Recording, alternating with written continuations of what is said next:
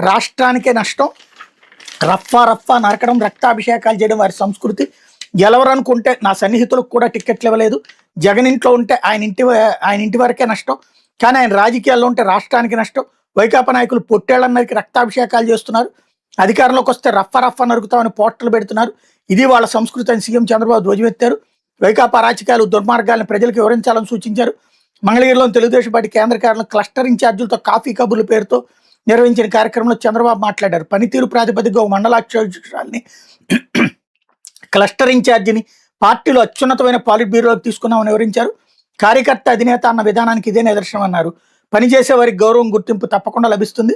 ఎన్నికలకు ముందు పార్టీ పిలుపునిచ్చిన కార్యక్రమాలు, ఎన్నికల మేనిఫెస్టోని మీరు ఇంటింటికి తీసుకెళ్లారు. అధికారంలోకి వచ్చాక ఎన్ని ఆర్థిక ఇబ్బందులున్న ఆ హామీల్ని అమలు చేశాం. గతంలో కంటే రెట్టింపు సంక్షేమం అమలు చేస్తున్నాం. వీటికి కార్యకర్తలు ఓనర్షిప్ తీసుకోవాలి. ప్రభుత్వం ఏ పని చేసినా దాని ఫలితం పార్టీకే దక్కుతుందని చంద్రబాబు తెలిపారు అన్నటువంటిది హైలైట్ చేశారు. ఈ వార్త అంతా